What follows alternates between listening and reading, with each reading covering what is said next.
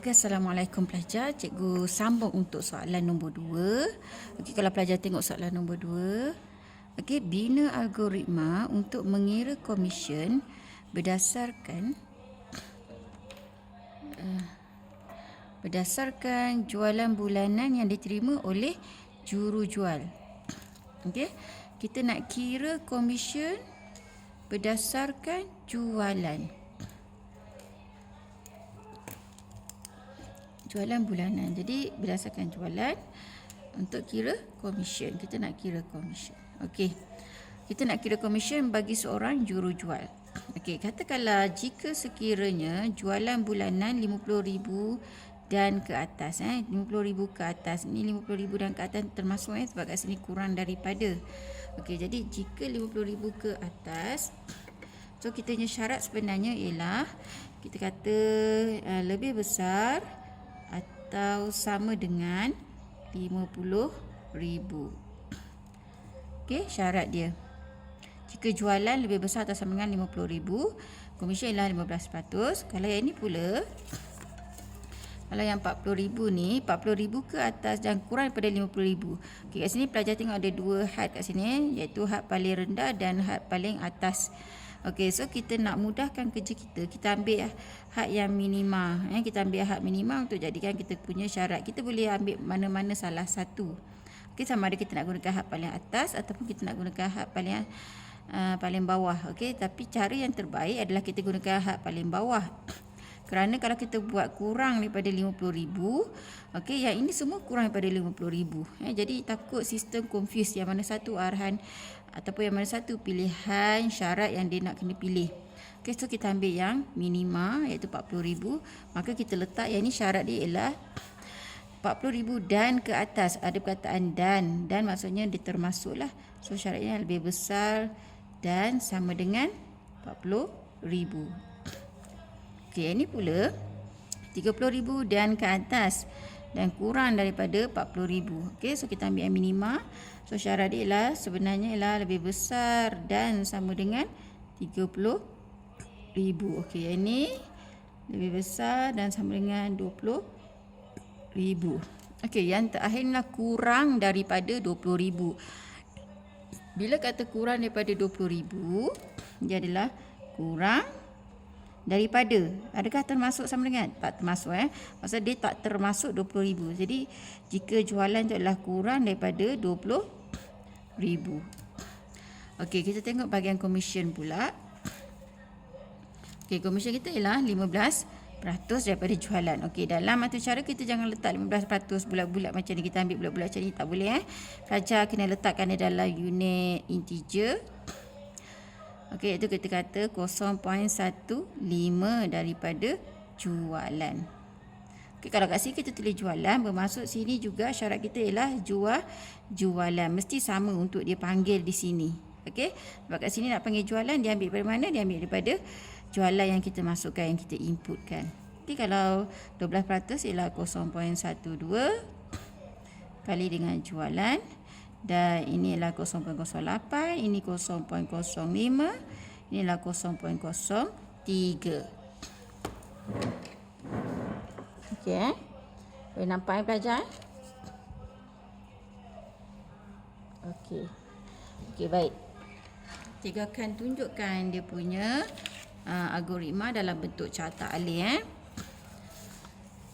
Okey, carta alih dia.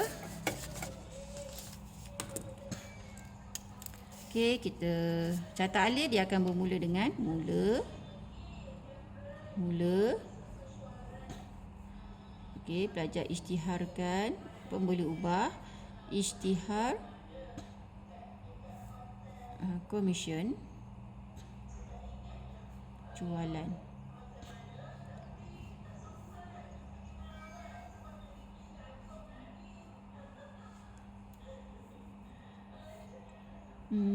Okey,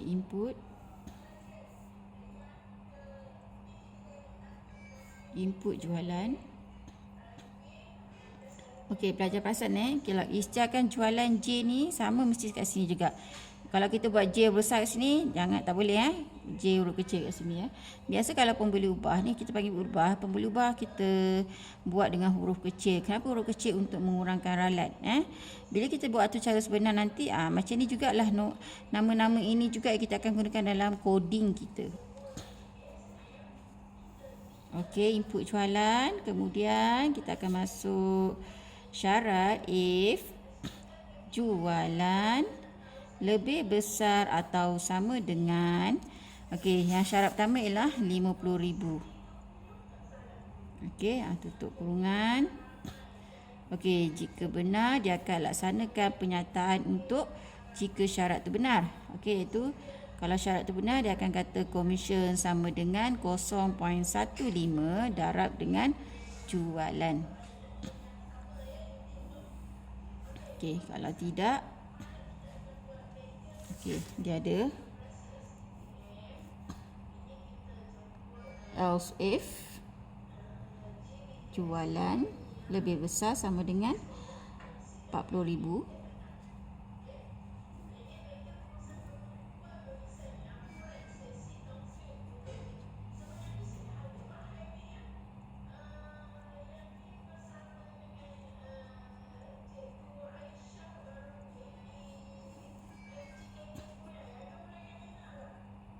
tidak,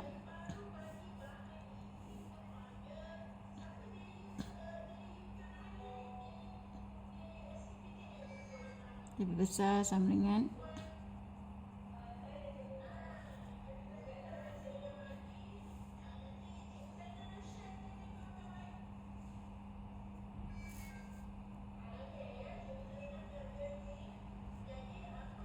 0.08.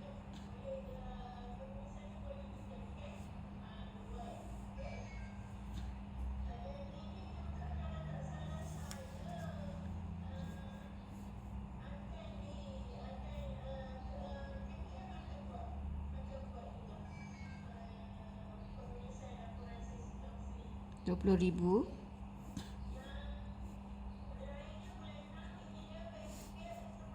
komisen sama dengan 0.005.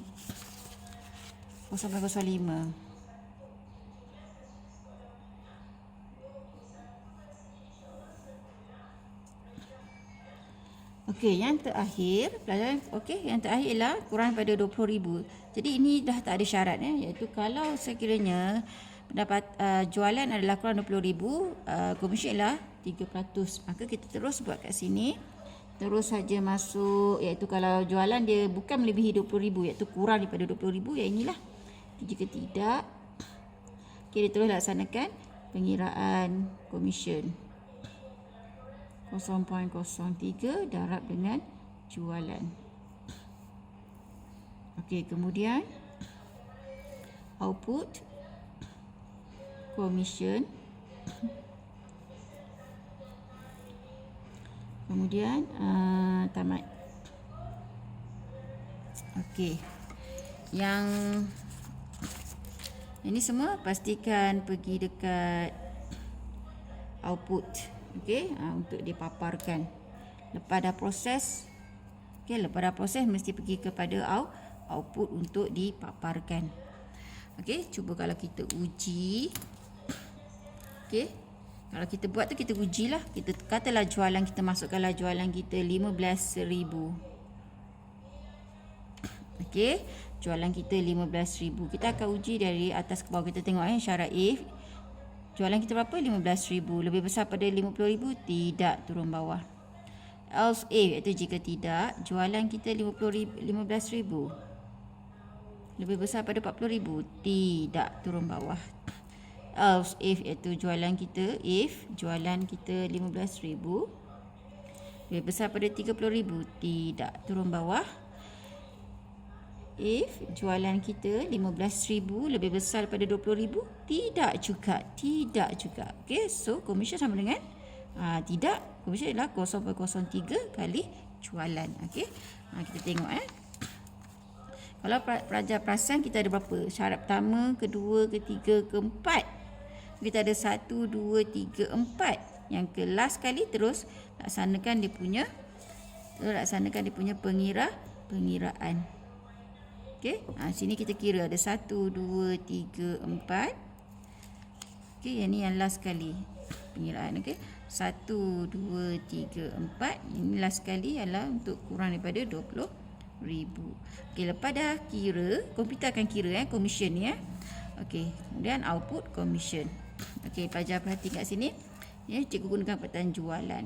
Okey, perkataan yang jualan kat sini mesti sama dengan input.